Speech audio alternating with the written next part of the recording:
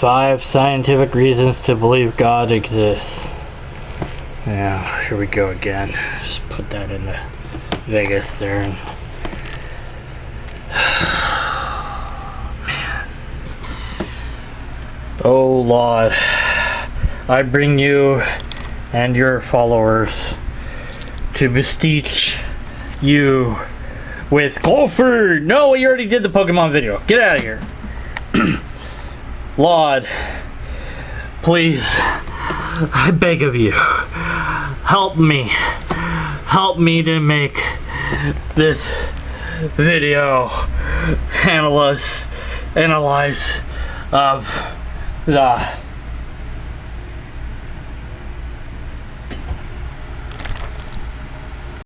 Hello? Hello? Yeah, I'm here. Who the bleep are you? You called for Zod, right? No! I asked for Lod! Yeah, and I'm his prophet. Lod? No. What the is a Lod, anyway? I'm the prophet of Zod. Zod. Oh! Zod! Huh. Of course. Yeah, I bet the prayer network is all gunked up again. You pay good money at church to keep it going, and this is what you have? I mean, come on. Prayer network? Okay. You know, between you and me, I don't think churches are paying to maintain any kind of prayer network. Then what are they doing with all the money? They pay their bills, I guess. Maybe sometimes toss the poor a few dollars or give to missionaries. But mostly they just, well, keep it. No way. Way. After all, they have big fancy buildings to maintain and, well, I hate to jump to conclusions, but I can't honestly say I've seen many poor pastors. Thanks for opening my eyes to that, Prophet Zod. Anytime. So as long as you have me trapped in this little computer box, was there something you needed? Maybe you could help me out. Analyze this video or whatever. Well, that sounds like the kind of thing that I don't usually do. But hell, it sounds like it could be a bit of fun. Okay, let's dive into 5 scientific reasons to believe God exists. Let's go.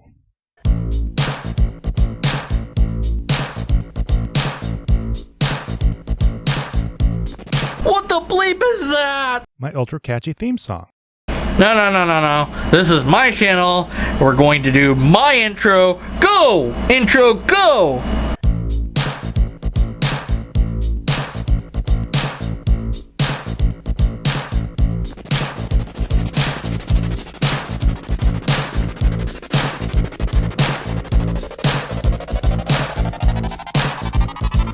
Praise the Lord, for goodness sake, we're all gonna take a Bible break. I said, praise the Lord, for goodness sake, we're all gonna take a Bible break. So when your fingers start to pop and your feet start to tap, you're listening to the righteous rap.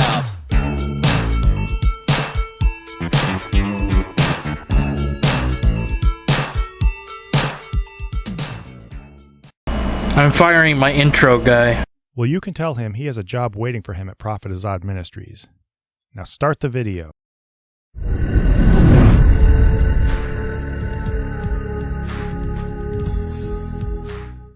Hi everyone.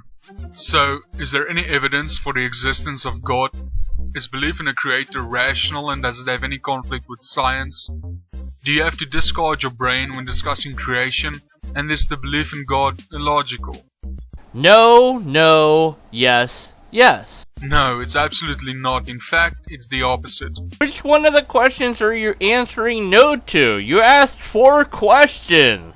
To believe there is no creator or God is more illogical and requires more faith, as you will see in this video.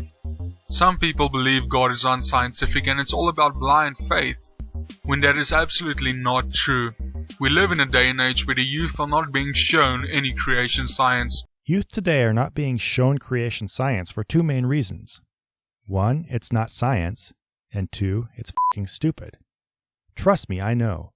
Because I grew up being shown creation science in Christian school, during which time I slowly came to recognize it as a collection of debunked urban legends and blatantly silly criticisms of evolution. Hell, even as a Christian school principal, I had too much integrity to feed this tripe to my students. I'd like to hope this video will do something more original than dip into the familiar cesspool of tired old I've been hearing since 3rd grade and barf it back to me in the exact same words. But I'm not feeling horribly optimistic. How the bleep did he get out of that box? No matter. Continue the video. And there is really no reason to not believe in a creator. I agree. There really is no reason to believe in a... Wait, let's see. There is really no reason to not... Let's put this one on screen just so we can follow what this guy's trying to say. Yeah, if this uncommitted use of double negatives is ever used to state your position, there's a good chance it's not a strong position. Most times when I discuss this with someone, it almost always comes down to the person not wanting there to be a creator. Really? We're going with that, huh? So everyone that you've ever encountered, it just all boils down to, I just don't want there to be a creator. Really? I don't buy it. Even if that was true, which it isn't, that doesn't mean that other people don't have other reasons for rejecting this idea or objecting to this idea. First of all, the problem I would have would be what creator means. Do you mean aliens? Do you mean robot machines with AI that started this process? What does the word creator mean? Is it just the brute force phenomenon of nature that's creating the conditions for which life can arise in? Is that the creator? Well, no, because you want creator to have a capital C, and you're referring to a very particular type of creator. And I don't care if there is or isn't one. I don't have any feelings one way or the other. I just want to know what is true. And instead of strawmanning everybody and also poisoning the well and also appealing to the minority of one... Alright, that's 3 logical fallacies. Let's put that up on the counter there, and all my L's have turned into Z's. Of course they have. Moving on. Because there is no scientific reason to reject God. As a famous scientist Louis Pasteur said, and I quote, "The more I study nature, the more I stand amazed at the work of the Creator." Unquote. Deconverted Man said, quote, "Appeal to authority," end quote. Because that's what it is. You know, Stephen Hawking said that anything that came before the Big Bang could not have affected what happened after. So if your deity is outside of space and time, then it's before the Big Bang. But it's also not, I guess, because there's no time. But at any rate, it couldn't then cause the Big Bang because of Stephen Hawking's quote, right? Because that's totally how things work, right? In this video, I will show you 5 scientific reasons to believe in God. There are more reasons than 5, and I hope this will provoke you to do more research for yourself. So, let's get right to it. Number 5. Cause and effect. The most certain and universal of all scientific principles is that of causality, or the law of cause and effect. The implications of this principle has been fought in the theological and philosophical disciplines, but there is no question of its universal acceptance in the world of experimental science as well as in ordinary experiences. Every single effect first had a cause that can be traced to a previous effect from another cause, and so on. But where did it begin? Eventually, we have to face the question of the original cause, an uncaused first cause. I'm not sure I agree with the specific uncaused first cause wording this guy seems so fond of, but this does point us back to a basic mystery about the nature of the universe and time, which is that when you think back far enough, you'll come to the point that your understanding of how one thing causes another will come unraveled. Somehow, somewhere toward the beginning of the universe, or beyond, space and time worked in a way that's so foreign to us that it defies fundamental expectations and leads to an unintuitive reality that, at least for now, is a total mystery to us. The question is whether this fellow is going to face up to the true power of this problem and acknowledge that this mystery is a mystery, or whether he will instead skip to deceptively intuitive simplifications and leaps of logic designed to lead us straight to his God. Any guesses which way this is headed? Let's go with that cause and effect, though. Okay, what was the thing that caused the first domino to fall down? Well, in the picture, we didn't have anything. It just fell down on its own. Perhaps wind blew it down. And what caused the wind? Well, that's a complicated thing to answer. But also gravity caused the domino to fall down. And also friction and momentum and all the other laws of physics have to be in place for cause and effect to be a thing. So when we get to the point in the universe where the laws of physics break down and there is no such thing as cause and effect anymore, then all bets are off. Plus, even if it's intuitive, that doesn't make it right. How far can I rewind the cause of a domino being pushed over by myself? Well, my finger pushed it, but my arm pushed the finger, but my shoulder pushed the arm, but my brain ultimately controlled that whole entire sequence of events to do that. But what was before that moment that I decided to push it over? What caused my brain to do any of that? Well, I did, but where's me in all this? Because I'm the brain. So what was before that? What caused that thought to happen? If it happened on its own without any other mechanism involved, chemicals and electronic impulses running around, I don't know how the brain works. That's what started it. But why did they decide to go into this thing to make the things do this thing that I wanted them to do?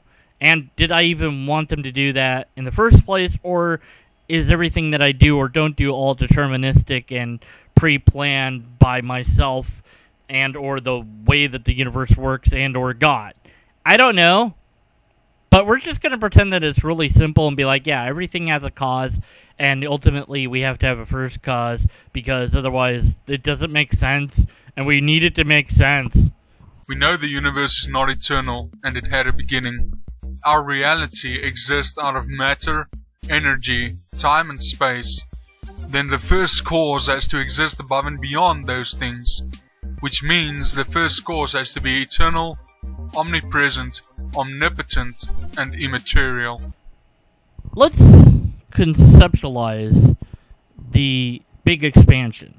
This circle is going to represent all of what we call the universe. So inside of that are going to be stars and planets and moons and meteors and all that wonderful other fun stuff like black holes and dark matter and whatever.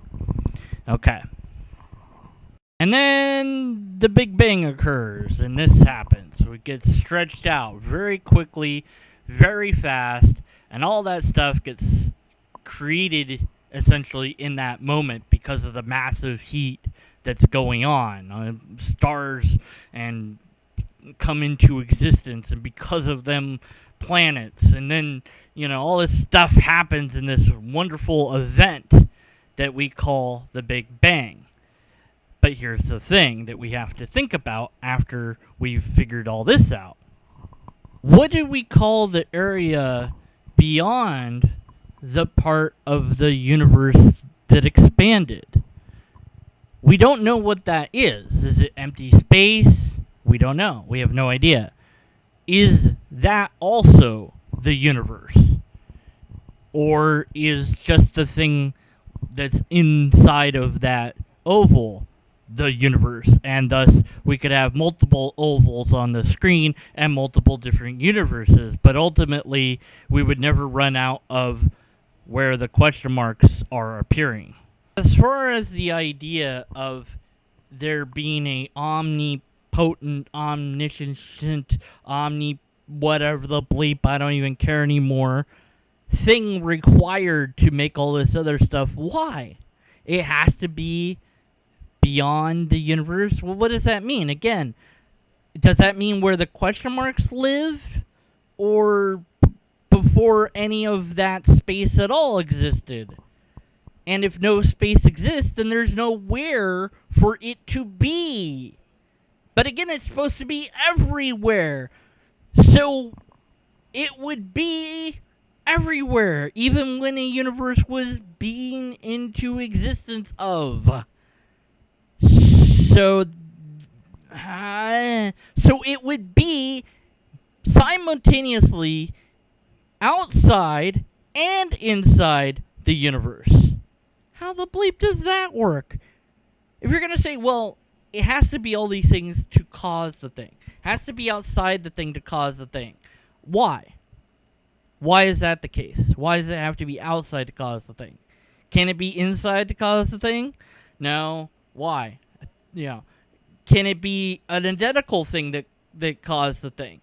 Maybe a black hole from a different universe caused this universe. And that universe is very similar, or the same universe as this, except there isn't life. Everything else is the same, but no life. One giant black hole, sucking everything in, and out of that was pushed this giant, massive energy in an explosion, and that's us. And we're swirling down this black hole, but because of time dilation, we don't even know it. Well, that's all fascinating and possibly true, but there's no way to know if any of it's true, unless we came up with some test to have. But as far as logic is concerned, no, those things simply do not follow. 2 things. For the audience, here's a quick warning. Whenever a person keeps using phrases like we know and has to provide short, easy answers to massive philosophical questions, you can be 10,000% certain they're trying to slip something by you. Or else they're just irredeemably sloppy in their reasoning. And for the fellow who made this video, William Lane Craig, for all his tremendous faults, is incredibly articulate, and this horse sounds embarrassing coming out of his mouth. Did you think it would sound less embarrassing coming out of yours? You make such a huge, unwarranted leap straight to characteristics like omnipresence and omnipotence that it almost sounds like you're trying to get to them. In fact, I suspect that, all too conveniently, these is actually the very traits of God in the Bible. Which is actually the very traits of God in the Bible. Atheists try to answer this with the first cause being the Big Bang. Before I address the straw man, let me address this picture, because there's 2 things added that I've put in green here that are complete and utter fabrications. They're fractal errors. Yes? Hey, how's it going? It's me, Outright Live. Did you miss me? I'm in a video again. Yay! Hey, who's this guy with a static head? I'm gonna bug him on his channel. His name is Steve Shives. Oh, okay, I'm gonna go bug him on his channel. I think he already uses you all the time. Alright, yay! So, what's going on here? What are we doing? What are we doing? Yeah! I was doing a video with Zod until you called. Oh, well, can I join in? Sure. Anyways, what was right? So, outright lies and straw man. I didn't even address the straw man, but you all know. Figure it out in the comments below or whatever. But of course, the Big Bang also needs an uncaused first cause. Let's be clear about one thing. The uncaused first cause wording you keep using carries misleading assumptions about the origins of the universe. It unintentionally, while trying to be profound, falls back on colloquial language rooted in our crude intuition about the progression of cause and effect, and thus it's horribly ill-equipped to address a problem that, based on the very premise of your argument, transcends the nature of causality as we see it. It even has the word first in it, a word that implies time, sequence, and progression in an area of cosmology where they simply don't belong. Or at least, at this point, we can't assume they belong there. This cuts to the core of your problem, which is that the argument relies entirely on a single abuse of language. If an apologist can slip wording like this into a conversation early enough, then charge ahead full speed before anybody has the chance to notice what he did, he'll have the opportunity to disorient even the brightest opponent, who will know something unseemly happened, but within the constraints of a timed debate won't have the opportunity to dig through the rat's nest of words and point to the one little piece of misdirection that threw the entire conversation off course. Mr. Lane Craig absolutely excels at this move. It even kind of worked against the brilliant Christopher Hitchens. But given the benefit of not being in a time debate with you, I see exactly what happened. And I call bullshit. Bullshit, good sir. Bullshit. Oh, and also the special pleading thing. Because you say the Big Bang needs a cause, but then just by defining God as being uncaused, you assert he doesn't need one. Which they cannot answer, leaving the alternative to nothing caused the first cause. Oh, so basically this. Or, if you were arguing against atheists thousands of years ago, this. Suddenly it sounds stupid to base your belief in God on the fact that you don't know how something works, doesn't it? Which is illogical and ridiculous. It requires more faith to believe this existence came from nothing with no intelligence, rather than believing there's an all-intelligent creator that created this existence. Oh, it's so tired and played out. It's the dankest meme ever. It takes more faith to believe this than that. I don't believe that or this. Is faith good or bad? Is having less of it preferable than having more of it? How do you gauge how much faith is required to believe in something? Are you just 2Qing all of us and saying, well, I have faith, but it's less faith than you, even though faith is a thing that's rewarded and celebrated in the Bible, and it said it's a good thing to have faith, which means it's good, but it can't be good because having more of it is bad. Here's a key point you simply need to stop overlooking. Nobody says everything came from nothing. We say we don't know what caused everything, and that doesn't take any faith at all. It's like two characters in a software program arguing if man exists, and if man can exist beyond the software code in 2D parameters, believing that all the software code they exist in, and all the information, is all that there is, and ultimately burst together out of nothing, not realizing there is a human in the third dimension that created and caused their world, which they cannot even fathom. Appeal to analogy! So too is it the same when two people argue if God exists, and that God could exist above and beyond all matter, time and space, which is the parameters of the third dimension we live in. That's why we cannot comprehend infinity and the traits of God, not with our limited 3D brains. So our limited 3D brains can't grasp God? Okay.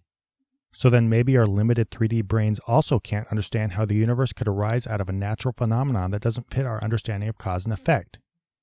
Maybe our limited 3D brains can't grasp whatever great mystery lies near the Big Bang, at the Big Bang, or on the other side of the Big Bang. But some of our limited 3D brains can recognize that saying, we don't know so God did it, is just a primitive reaction to anything that mystifies you, and it is not a good way to actually learn anything. We can figure out that much. And hopefully, someday, so can you. Alright, now we get into the real meat and bones of this video. Zod, you're gone. Now, bleep. Well, I guess that means there's going to be a part 2 eventually at some point, maybe on his channel. But you won't know unless you subscribe. His channel is in the description box below. So click on that, sub to him. Like this video if you liked it, or don't like it if you didn't. But in either case, leave a comment below explaining what you did or didn't like about this video. And then share that with everybody so that, you know, people will know that we exist, because that's, you know, a thing that we do on YouTube is exist. But we need to have more numbers to keep existing, or something like that. Well, to get more numbers myself, I'm now going to summon the Lamazing Latheist. The Lamazing Latheist. Oh, Lamazing Latheist. Nothing. Ding nabbit. Every single time. You know, Jarrell did something like this to Zod once. Thanks to the Prophet of Zod for making this video with me. By the way, if you're pleasing Patreon people like Louis Castro, Hector DeVindy, Joseph Schmidt, Jacob Sanchez, or Godless Geezer, you can have your name mispronounced and or said fastly, quickly on my end of video channel sometime. Please donate so that I can continue to exist and make videos like this and or other videos that aren't like this but are still videos. Thanks for doing that if you can. I love you and stuff. But I will love you less if you don't give me money. But only a little less. I'll still love you. And I'm single, so You could date me, and then like things will happen.